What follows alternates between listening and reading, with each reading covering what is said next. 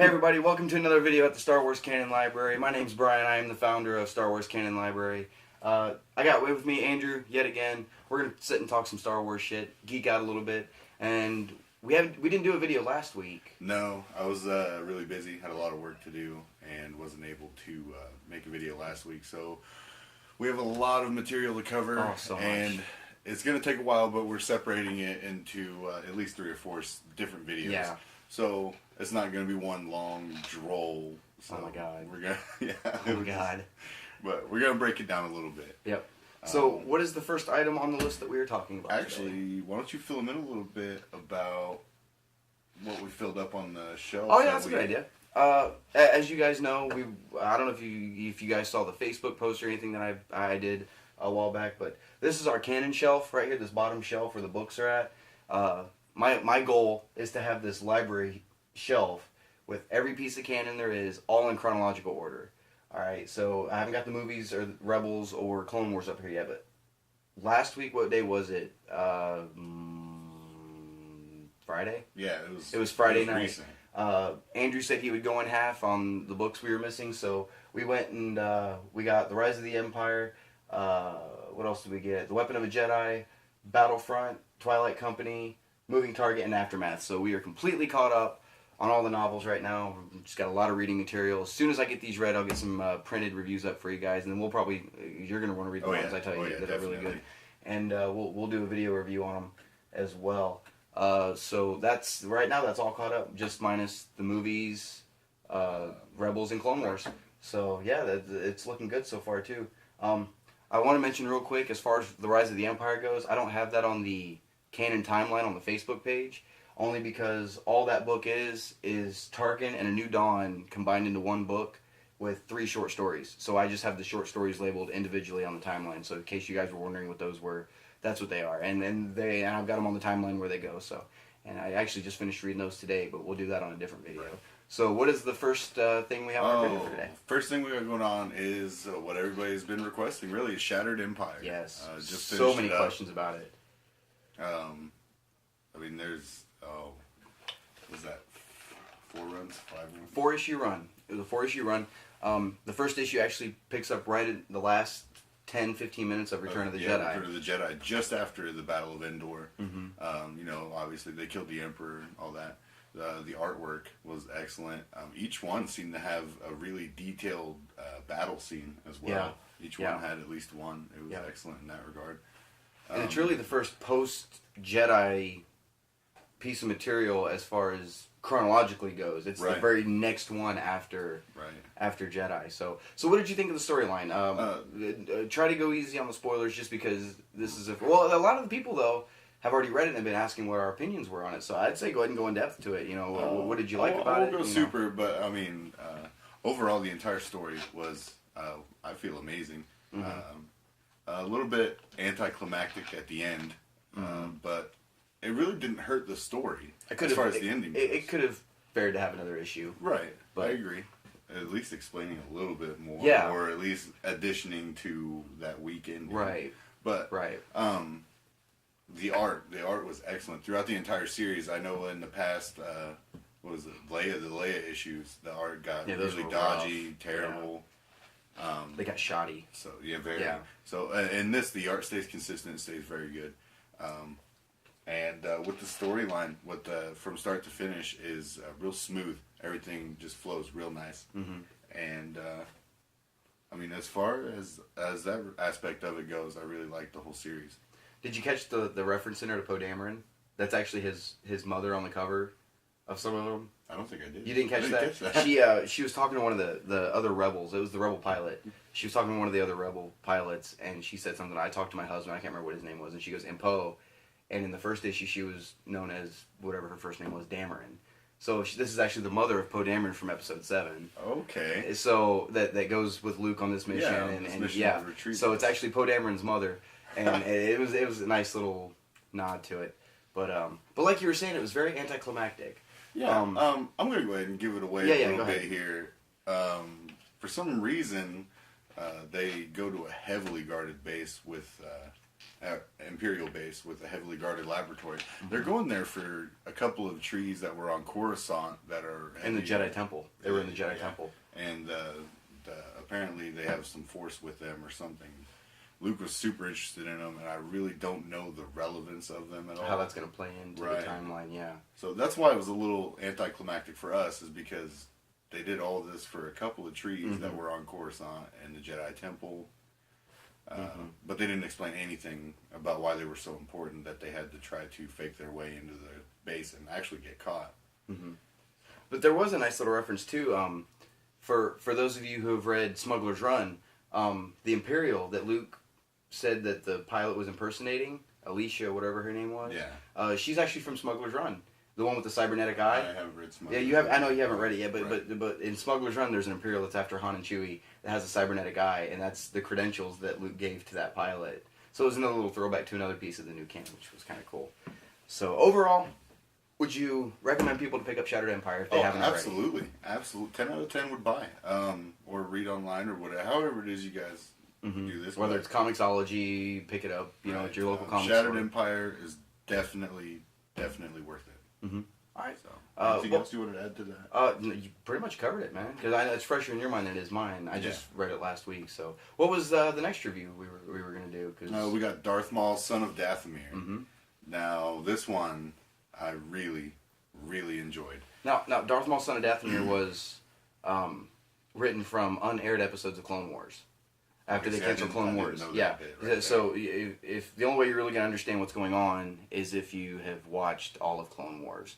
Because, like the title suggests, it's I know it's tough to get all the way through Clone Wars. It's a little rocky. That's how I felt about it anyways. I was never a Clone Wars fan. I watched it just because I'm OCD and I have to know everything. Right. So that's the only reason I watched it. So this is actually... Alright, let me give you a little background. Obviously, Darth Maul, it pertains to Darth Maul. He survived being cut in half by Qui-Gon. And... he does by Obi-Wan. He got cut in half by Obi-Wan. Oh, yeah. Yeah. So... That was quite the blunder. That's all right. But anyways, so he survived getting cut in half. And this follows that after because he had betrayed the Emperor in some way. Or actually... No, the Emperor thought he was dead. Yeah, but he got captured by the Emperor. Yeah. Oh, in the comic itself. Right. Yeah. And so they were interrogating him for information because now he's the leader of this syndicate of Mandalorians. The Dark Sun, I believe, is what it was.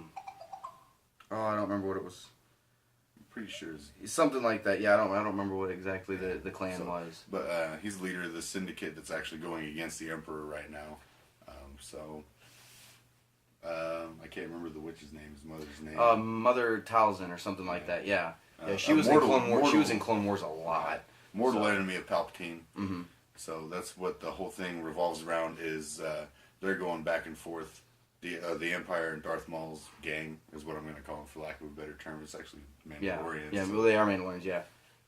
They're going back and forth because the Emperor's trying to draw out the witch so that he can kill her. And I really don't have too much to add to that.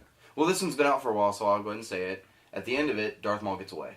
Darth Maul is still alive. So I believe that's common knowledge at this point. I don't think I'm spoiling anything for you guys. But yeah, Darth Maul does get away. So... Darth Maul's still running around out there somewhere. We don't know how Darth Maul ends yet, so... He's still alive.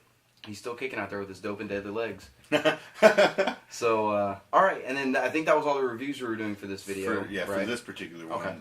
We wanted to give a shout out to the Force for Daniel campaign. Daniel Fleetwood. It was a success. Yep, Daniel Fleetwood. He did, in fact, get to see the movie, and we were actually really excited I almost cried when I read the story. I was so happy. But no, he everybody out there who shared that hashtag, props to you guys. You guys are the reason that Daniel got to see the movie early. He got a call from J.J. Abrams the day before, got to talk to J.J. on the phone, and then the next day a few Disney representatives flew out with a copy of it on DVD for him. He got to screen it right there in his own home, and it's very awesome. So I just want to give you guys an update on that if you hadn't read the story yet already. So, but yeah, it was a success. Successful campaign. So now I'm thinking about starting a hashtag for Bane for canon, because I really want the Bane trilogy to be canon. So. And we touched on this before. I believe it was our very first video, besides the Which one? Review, or besides the reaction video. Which one? Well, our first review video of we were talking about bringing Bane back to canon.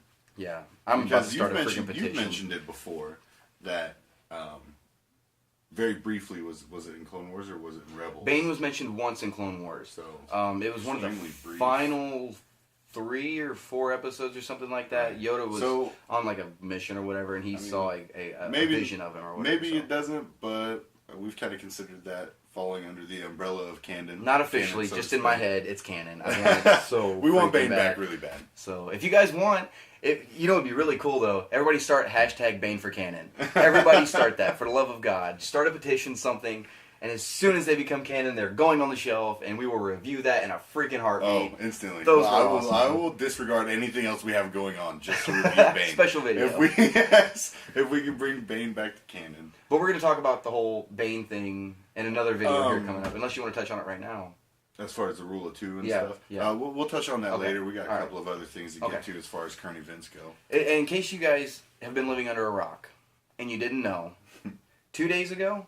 It was 2 days ago for the international. 2 days ago, the Japanese Star Wars The Force Awakens trailer dropped. The international trailer. So much new footage. It was an entirely different trailer. Yeah. It was entirely new.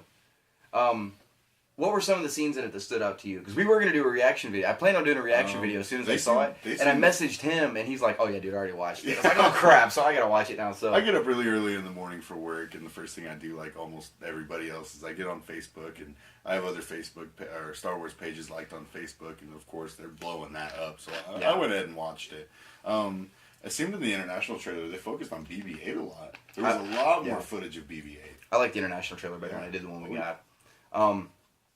Also, Kylo, was that the TV spot or was that the international trailer where you really got to see him like jump out, saber out, dude, and looked like he was ready to jump into a group. When he was holding up to Rey's throat? No, like he literally like was jumped and saber out, activated, and was that might have he was about to been jump right the into TV battle. spot. I think that was the TV. I could be. I have to watch him again, as if I haven't watched him enough already. Right. We watched them 20 times, now they're just overlaid in our heads. God. I woke Kirsty up. Kirsty woke up 2 days ago, and I was in the bathroom, and I was like, you're not going to guess what I woke up to this morning. She goes, what? And I go, another Star Wars trailer. And she's like, what? And then this morning, she wakes up, and I go, you know what I woke up to today? And she goes, what? I go, another Star Wars trailer. And she's like, are you serious? What? Why? Really? I go, yeah, so... But I really liked in the trailer, though. I'm assuming that's Maz Kanata's voice. The voice is over the that intro voice? Yeah. Oh, that's the TV spot. I was always going to the TV spot. Right. How she's talking about the eyes. I've seen those eyes before, and the excitement in her voice, and she's like, I know those eyes. Like, she knows who she's talking to as soon as the realization hits. And we were talking about that a little bit, how that points to, for us personally anyways, that a Skywalker. Yeah. Like, as if she ran into Luke somewhere down the road, or it's just speculation, but I think it's fair to say, dude. But oh my god, those trailers though, man. God, Disney told us that was the last trailer we were getting, and they lied because we got the international trailer. But I don't think we're getting any more trailers. I think it's all going to be TV spots from here on out. And it's just little 30-second things here and there. Blow up. Oh my god! But no, the one shot in the TV spot at the very end when the Falcon's flying out of the trees and just bursts through and takes off.